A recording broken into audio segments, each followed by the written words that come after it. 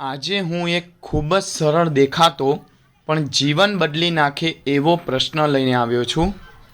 પ્રશ્ન છે, શું આપણે એકબીજાને સમજી શકીએ છીએ? વિચાર કરો, ઘરમાં ઝઘડા કેમ થાય? મિત્રોમાં દૂરી કેમ થાય? સમાજમાં મતભેદ કેમ ઊભા થાય?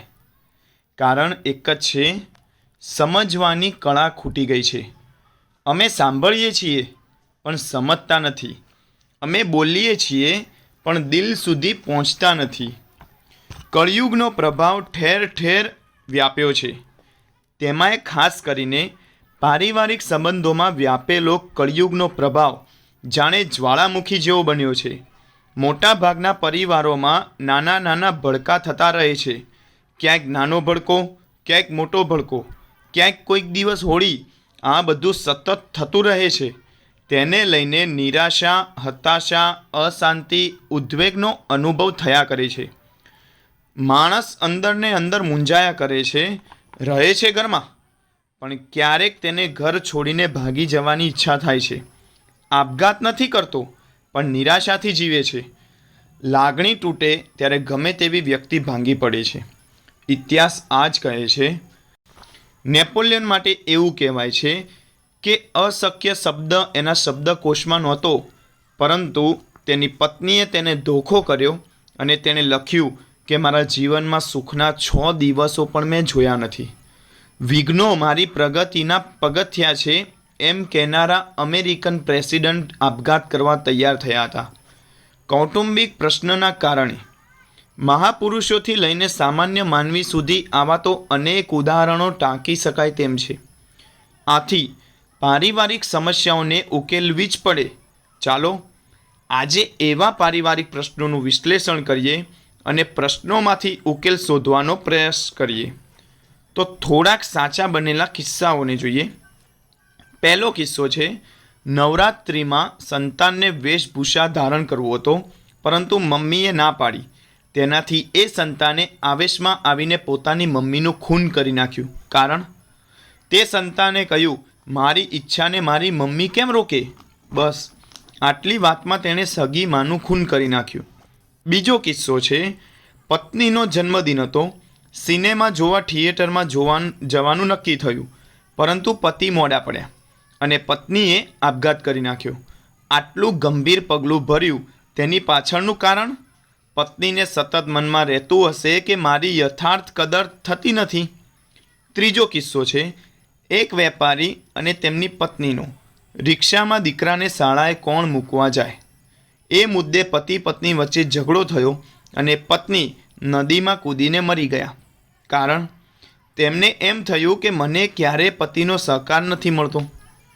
ચોથો પ્રસંગ છે, એક યુવાને માત્ર 20 રૂપિયા માટે પોતાના માસાને મારી નાખ્યા. કારણ, ક્રોધ. ક્રોધ આવે છે ત્યારે વ્યક્તિને શું ન કરવું જોઈએ એનો વિવેક નથી રહેતો.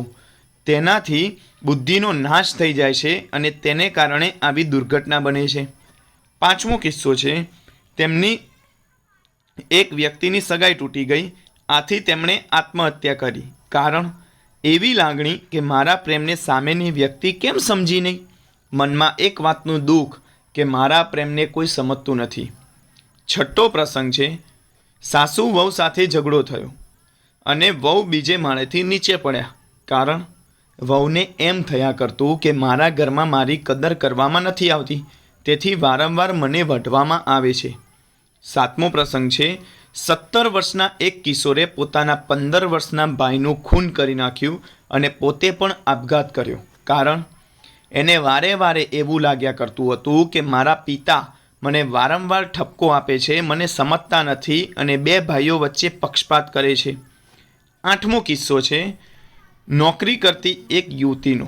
ઘરે ઝઘડો થયો. યોગાનું યોગ એ અરસામાં નોકરીમાં પણ ઠપકો મળ્યો અને એ યુવતીએ 4થે માળેથી પડીને આપઘાત કર્યો. કારણ, એને એમ લાગતું હતું કે હું કોઈને ગમતી નથી. ઘરે પણ બધા મને વઢે છે, ઓફિસમાં પણ વઢે છે, મને કોઈ સમજતું નથી. આ 8 પ્રસંગોનું વિશ્લેષણ કરીએ તો દેખાય છે કે મારી ઈચ્છાને રોકવામાં આવે છે, મારી કદર નથી, મને સહકાર નથી, મારા પ્રેમને કોઈ સમજતા નથી, હું કોઈને ગમતી નથી મારા માટે પક્ષપાત છે. આવા વિચારોને પરિણામે માણસને ક્રોધ આવે છે, ઉદાસી થાય છે, આપઘાત કરે છે અને બીજાને મારી પણ નાખે છે. એક વખત પ્રમુખ સ્વામી મહારાજને પૂછવામાં આવ્યું કે પરિવારમાં એકતા રાખવા માટે શું કરવું. જવાબમાં પ્રમુખ સ્વામી મહારાજે 4 ઉપાય બતાવ્યા. નિયમિત સત્સંગ, બીજું ઘર સભા, એકબીજાને સમજવાની કોશિશ કરવી અને ચોથું છે મોટું મન રાખવું. આપણે અહીં 2 વાતને વધારે સમજવાનો પ્રયાસ કરીએ. પહેલાં એકબીજાને સમજવાની વાત સમજીએ. મોટે ભાગે બધા એવું માને છે કે બીજા મને સમજતા નથી, બીજાને મારી કદર નથી. સ્વામીશ્રીએ કહ્યું કે એકબીજાને સમજવાની કોશિશ કરવી. અહીં એક અને બીજો બંને મુદ્દા જુદા છે.